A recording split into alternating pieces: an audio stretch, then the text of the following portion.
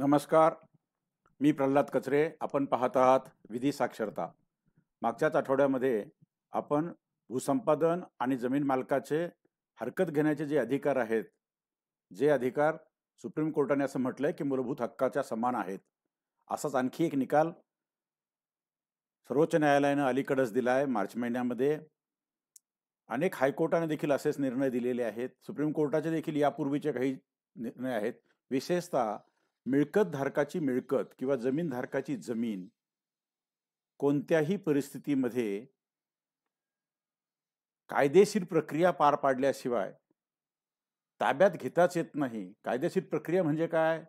जो कोणता भूसंपादनाचा कायदा असेल त्याच्याप्रमाणे प्राथमिक नोटीस देणं, त्याचं म्हणणं ऐकणं, हरकत असेल तर त्या हरकतीवर हिअरिंग घेणं, त्याच्यावरती निर्णय देणं आणि मग बाकीची जी काही प्रक्रिया असते पुढे मूल्यांकन ठरवणं, जॉईंट मेजरमेंट करणं वगैरे खूप लंबी प्रोसिजर असते. ती सर्व केल्याशिवाय ताब्यातच घेता येत नाही.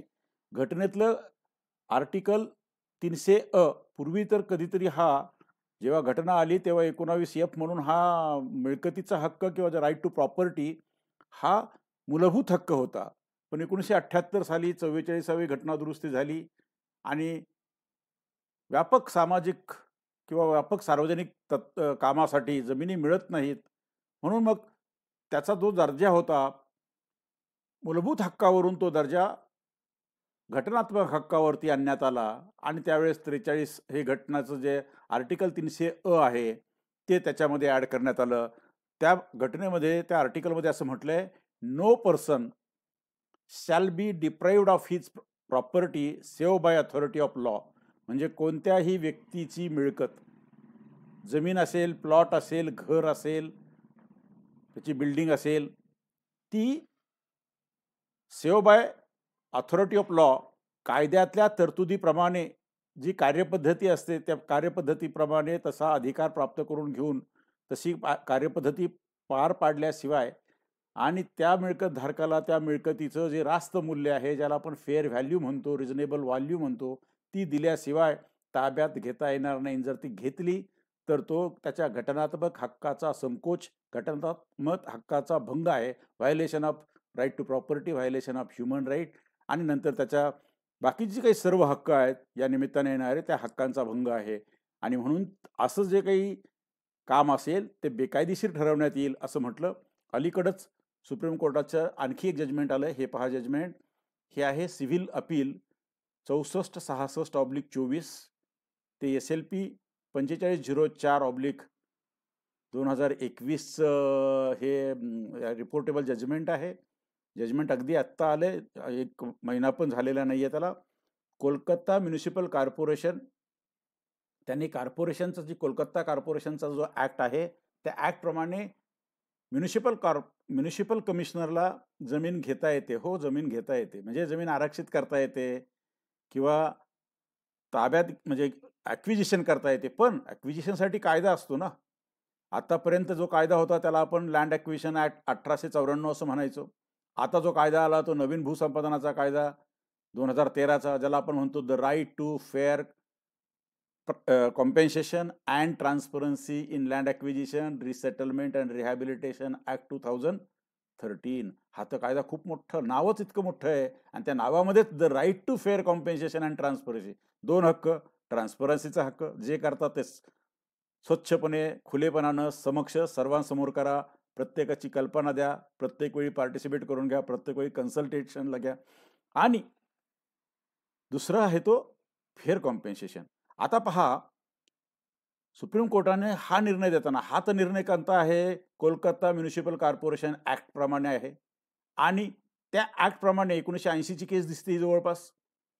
त्यावेळेस 1894चा भूसंपादनाचा कायदा होता. त्या कायद्यातले ती केस जेव्हा चालायला आली, त्या कायद्यात 7 सबराईट्स आहेत. म्हणजे प्रॉपर्टी होल्डरला राईट टू प्रॉपर्टीच्या अंतर्गत आणखी there is a net of intersecting rights असं त्यांनी म्हटले सुप्रीम कोर्टाने. मग त्यात राईट टू नोटीस आहे, राईट टू बी हर्ड आहे, right to be reason decision आहे, right to acquire only for public purpose, अगदी पब्लिक पर्पज शिवाय दुसऱ्या कुठल्याही कामाला घेता येणार नाही. राईट टू रेस्टिट्यूशन म्हणजे rehabilitation, resettlement, right to efficient and expeditious process and right to conclusion म्हणजे जे काही करताय त्याचं रिटर्न अवॉर्ड तयार होईल, ताब्यापावते होतील, हे सगळ्या पद्धतीने होईल. असे जे राईट्स त्याच्यामध्ये लपलेले आहेत राईट टू प्रॉपर्टीमध्ये, हे या निमित्ताने खुले केलेत. जेव्हा परवाचा व्हिडिओ टाकला, तो लोकांनी पाहिला, लगेच मला लोकांचे कॉमेंट्स यायला लागले आणि आर्टिकल 300A वरती एक व्हिडिओ करा असा एका वाचकाने किंवा एका व्ह्युअरने मला सुचवलं. बरोबर आहे, आर्टिकल 300A खूप महत्त्वाचं आहे. त्यामध्ये state is responsible to protect the right to property. प्रत्येक व्यक्तीचा, या देशातल्या व्यक्तीचा जो राईट टू प्रॉपर्टी आहे तो प्रोटेक्ट केला पाहिजे, आणि विशेषतः while acquiring land for public purpose. म्हणजे no person shall be deprived of his property save by authority of law. म्हणजे कोणतीही प्रॉपर्टी सरकारला 1 सेंटीमीटर देखील जमीन घ्यायची असेल, इंचभर जमीन घ्यायची असेल, तरी देखील ती प्रक्रिया पार पाडावी लागेल आणि त्या प्रक्रियेतनं कायदेशीरपणे ती जमीन घ्यावी लागेल. आणि त्यासाठी लिगल फ्रेमवर्क काय? This implies, what is the legal framework? This implies that government can acquire private property. नाही कोण म्हणतं, सार्वजनिक हेतूसाठी, सार्वजनिक प्रयोजनासाठी प्रायव्हेट प्रॉपर्टी अक्वायर केली जाऊ शकते. But acquisition must be done through a law that justifies acquisition and provides for fair compensation to the affected parties. याचं जर का नॉन कम्प्लायन्स झालं ह्या मॅन्डेटरी रिक्वायरमेंटचं, मग तर जुनं कायदा असो, नवे कायदे असो, देशात मी सांगितलं यापूर्वी की आपल्याला 65 कायदे आहेत, निरनिराळ्या विषयासाठी निरनिराळे कायदे आहेत. पण आता हा जो right to fair compensation and transparency in land acquisition, rehabilitation and resettlement act 2013 आहे, याच्यामध्ये दिलेलं जे किमतीचं हे आहे, कोणती किंमत दिली पाहिजे? बाजार मूल्य दिलं पाहिजे, सोलॅशियम दिला पाहिजे, त्याचा तो गुणांक आहे तो दिला पाहिजे, आणि जो कॉम्पोनंट आहे, इंटरेस्ट कॉम्पोनंट आहे, ते दिलं पाहिजे. जर घर तुटलं असेल, त्यांना रिहॅबिलिटेट केलं असेल, तर त्यासाठी रिहॅबिलिटेशन आणि रिसेटलमेंटचे बेनिफिट दिले पाहिजेत. हा जो कायदा आहे, आता कोणत्याही 65 पैकी कोणत्याही कायद्याने जरी ॲक्विजिशन झालं तरी मूल्यांकन, डिटर्मिनेशन ऑफ व्हॅल्यू, हे सगळं ह्या 2013च्या कायद्याप्रमाणे करायची सक्ती आहे. आणि ही करताना आता आपण मागे 7 राईट्स सुप्रीम कोर्टाने सांगितलेत, पण या नव्या कायद्यामध्ये आणखी काही राईट्स आलेले आहेत.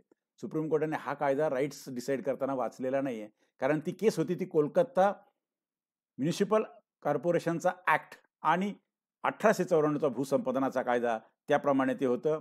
तेव्हा आपण पुन्हा आर्टिकल 300A कडे येऊ. हा राईट टू प्रॉपर्टीचा आर्टिकल आहे. It guarantees right to property. प्रत्येकाला स्वतःची प्रॉपर्टी सुरक्षितपणे राईट टू लाईफ सारखी जपता येते, धारण करता येते, तिचा उपभोग घेता येतो. जर सरकारला ती पाहिजे असेल, no person shall be deprived of their property save by authority of law. जर करायचं असेल तर मग त्याला अथॉरिटी ऑफ लॉ पाहिजे, त्याला कायदेशीर प्रोसेस पाहिजे, त्यासाठीचे नोटिफिकेशन, डिक्लेरेशन जे काय असेल ते to the satisfaction of the farmer आणि to the satisfaction of the legal frame जे आहे, लिगल टेस्ट जे आहे. आणि सुप्रीम कोर्टाने त्यासाठी 7 सबराईट आयडेंटिफाय केलेत जुन्या कायद्याखालचे. मी सांगतो की नव्या कायद्याखाली आणखी राईट्स येतील. आपण पुढच्या स्वतंत्र एखाद्या व्हिडिओमध्ये आपण ते राईट्स चर्चा करू. आणि असं जर फेल्युअर झालं तर ते ॲक्विजिशन किंवा ते ताब्यात घेण्याची प्रक्रिया ही बेकायदेशीर होते, आणि त्या व्यक्तीचा, ज्याची कुणाची मिळकत असेल, जमीन असेल, प्लॉट असेल, घर असेल, बिल्डिंग असेल, त्याचा राईट टू प्रॉपर्टी व्हायलेट केला असा त्याचा अर्थ होईल. कोणते राईट सुप्रीम कोर्ट आहे असं म्हणतं? एक आहे राईट टू नोटीस. सरकारची ड्युटी आहे की जेव्हा तुम्हाला ॲक्विजिशन करायचं त्याच्या प्राथमिक तुम्ही हेतू सांगा, त्याचं नोटिफिकेशन द्या, त्याची नोटीस त्या पार्टीला मिळाली पाहिजे आणि पब्लिकला देखील कळलं पाहिजे. मग त्याला हरकत घेण्याची संधी असते, त्याला आपण राईट टू बी हर्ड म्हणतो. हरकत, ज्याला आपण duty of the state to hear objections. म्हणजे सरकार मनाला वाटेल ते करेल असं नाही चालत. सरकारला जर पाहिजे असेल, त्यांनी नोटिफाय केलं, त्याला हरकती येणार आहेत. हरकती आल्या की त्या हरकती ऐकल्या पाहिजेत, त्याचे पुरावे घेतले पाहिजेत, त्यांना म्हणणं मांडण्याची संधी दिली पाहिजे, त्याच्यावर निर्णय केला पाहिजे, आणि त्या निर्णयावरती देखील अपील झालं तर त्या अपिलाची संधी दिली पाहिजे. मग right to a reason decision. जेव्हा एखादी नोटीस निघते, हरकत ऐकली जाते, त्या हरकतीवर तुम्ही काय निर्णय झाला, तुमचा रिझल्ट, तुम्ही विचारपूर्वक लिहिलेला कारण मीमांसेसह असलेला निर्णय त्या माणसाला मिळणं हा त्याचा हक्क आहे. 3 हक्क पाहिले आपण: right to notice, right to be heard आणि right to a reason decision. चौथा हक्क आहे right to know what is public purpose. तुमचा नेमका सार्वजनिक म्हणजे हेतू काय आहे, सार्वजनिक हेतू काय आहे, यासाठी नक्की तुमच्याकडे जमीन नाही ना.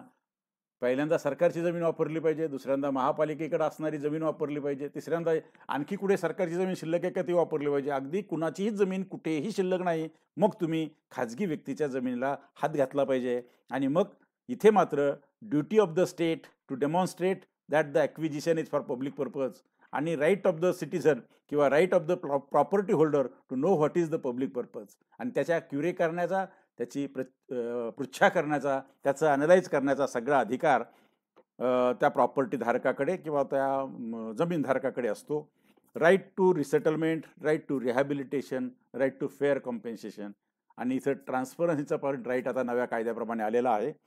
Duty of the state to resettle and rehabilitate the affected land owner and persons affected किंवा पर्सन्स इंटरेस्टेड. त्या प्रॉपर्टीमध्ये जेवढे जेवढे इंटरेस्टेड आणि अफेक्टेड पार्टीज असतील त्यांना रिसेटल करणं, त्यांना रिहॅबिलिटेट करणं आणि त्यांना फेअर कॉम्पेन्सेशन, रिझनेबल कॉम्पेन्सेशन देणं हे सरकारचं कर्तव्य असतं. ही ड्युटी आहे, हा राईट आहे. त्याच्या पुढचा राईट आहे right to efficient and expeditious process. तुम्ही 80 साली अक्वायर केलं, 80 साली रिझर्वेशन टाकलं आणि 2024 जर का तुम्ही निकाल देणार असाल तर त्याला काही अर्थ नाही आहे. प्रत्येक माणसाला स्वतःच्या प्रॉपर्टीचा त्याच्या इच्छेप्रमाणे आणि प्रॉफिटेबल पर्पजसाठी त्याचा उपयोग करता आला पाहिजे. लाभदायी प्रयोजनासाठी ती प्रॉपर्टी वापरता आली पाहिजे. पण तुम्ही ॲक्विजिशन त्याच्यावरती रिझर्वेशन टाकलं, त्याला ना बांधकाम करता येत ना त्याला भाड्याने देता येत, काहीच करता येत नाही. The right to efficient and expeditious process. ठीक आहे, तुम्हाला जे काय पाहिजे तुम्हाला सार्वजनिक प्रयोजनासाठी करा, व्हॅल्युएशन घ्या ताब्यात, द्या पैसे. म्हणून duty of the state to conduct the process of land acquisition efficiently and within prescribe timelines proceedings. हे झालं पाहिजे, कायद्याने ठरलेल्या याच्यात करणं. फक्त आम्ही सरकार आहे म्हणून आर्बिट्ररीली काही पण राखून ठेवू, कशावर रिझर्वेशन टाकू आणि वर्षानुवर्ष पिढ्यानपिढ्या तुम्हाला अडचणीत टाकू, असं चालणार नाही असं म्हणतंय supreme court. Right to conclusion. आणि सगळं झाल्यानंतर duty of the state to provide final conclusion of the proceedings in to vesting. एकदा अक्विजिशन झालं की ती जमीन व्हेस्ट होते सरकारमध्ये किंवा जी बॉडी अक्वायर करते त्यांच्यामध्ये. त्यासाठी मग एक अवॉर्ड तयार करायला लागेल, त्याची कॉपी द्यायला लागेल. त्या अवॉर्डच्या विरुद्ध कोणाला जर अपील करायचं असेल, रेफरन्स करायचा असेल, त्या रेफरन्ससाठी ती माहिती पुरवली पाहिजे. आणि हे सगळं जे कन्क्लुजन आहे ते प्रोसिडिंगच्या स्वरूपामध्ये त्या प्रॉपर्टी ओनरला किंवा जमीन धारकाला घेण्याचा तोही हक्क आहे. असे आपण 7 हक्क पाहिलेत. पहिला हक्क पाहिला राईट टू प्रॉपर्टी, जो कायद्यानं मिळालेला आहे. 300A घटनेचा आर्टिकल 300A म्हणतं प्रत्येकाला राईट टू प्रॉपर्टी आहे आणि तो घटनात्मक अधिकार आहे. म्हणजे कुणालाही कोणत्या कायद्याच्या प्रक्रियेशिवाय जमिनीपासून वंचित ठेवता येणार नाही, डिप्राईव्ह करता येणार नाही किंवा ताब्यात घेता येणार नाही. आणि जेव्हा तुम्ही ॲक्विजिशन करायला लागता तेव्हा मूलभूत हक्कासारखेच, मूलभूत हक्क इतकेच महत्त्वाचे असणारे समान हक्क आहेत. हे 7 हक्क आपल्याला दिसतात. हे जुन्या कायद्याप्रमाणे असणारे हक्क सुप्रीम कोर्टाला दिसलेत. आता नवा कायदा एकदा वाचला, नव्या कायद्याचे नियम वाचले की आणखी यादी वाढेल. आपण हवं तर ती यादी पुढच्या कधीतरी एखाद्या व्हिडिओमध्ये नक्की चर्चा करू. सध्या तरी सुप्रीम कोर्टाचं हे जे जजमेंट आहे कोलकाता म्युनिसिपल कॉर्पोरेशनचं, ते आपण सगळ्यांनी वाचलं पाहिजे. ज्यांना लँड ॲक्विजिशनमध्ये इंटरेस्ट आहे, ज्यांना असं वाटतं की हे प्रत्येक व्यक्तीचा जो मिळकत धारण करण्याचा राईट टू प्रॉपर्टी असणारा हा कायदा आहे, हा जर तपशिलात समजून घ्यायचा असेल तर हे सगळं जजमेंट वाचलं पाहिजे. आता सध्या सर्व वेबसाईटवरती आणि सुप्रीम कोर्टाच्या वेबसाईटवरती देखील हे जजमेंट उपलब्ध आहे. जर का आपल्याला कुठे मिळालं नाही, या व्हिडिओच्या खाली आपल्या डिस्क्रिप्शनमध्ये आणि पहिल्या कॉमेंटमध्ये आपण एक मेंबर डाउनलोड लिंक देतो. त्या डाउनलोड लिंकमध्ये हे उपलब्ध असेल. बहुतेक काही व्हिडिओ आता मेंबरसाठी स्वतंत्रपणे व्हिडिओ केले जाणार आहेत. हा देखील व्हिडिओ जेव्हा पब्लिश होईल त्याच्या आधी 2-3 दिवस आधीच अर्ली ॲक्सेस आपण मेंबरसाठी देतो. शिवाय मेंबरच्या वेगळ्या काही सुविधा असतात. ज्यांना आपल्याला हे असं वाटत असेल की हे आपल्याला लवकर मिळावं, आपल्यालाही ह्या सुविधा मिळाव्यात, अगदी संपर्कापर्यंतच्या सुविधा सगळ्या त्या ज्याला आपण प्रिव्हिलेजेस म्हणतो त्यामध्ये त्या समाविष्ट असतात. आपण मेंबरशिपचं जे काही जॉईनचं बटन आहे ते दाबून त्याचीही माहिती आपण घेऊ शकता. पण जर का आपल्याला हा व्हिडिओ आवडला असेल तर आपण लाईक करा. यापूर्वी आपण सबस्क्राईब केलं नसेल आणि प्रथमच पाहत असाल तर असे व्हिडिओचं नोटिफिकेशन आपल्याला सतत मिळत राहावं, यासाठी आपण सबस्क्राईब करा किंवा आपल्या मित्रांनी केलं नसेल तर त्यांनाही सबस्क्राईब करायला सांगा. आणि सतत हे मी तुम्हाला सांगितलं, हे तुम्हाला जसं माहीत झालं तसं आपल्या इतर बांधवांना माहीत व्हावं, त्यांच्यासाठी आपण शेअर करा, पाठवा, पाठवत राहा, फॉरवर्ड करा, फॉरवर्ड करत राहा. शेवटी हा लीगल लिटरसी म्हणजे विधी साक्षरतेचा एक यज्ञ आहे. आपण सर्वांनी आपल्याला जे माहिती आहे ते लोकांपर्यंत पोहोचवलं पाहिजे.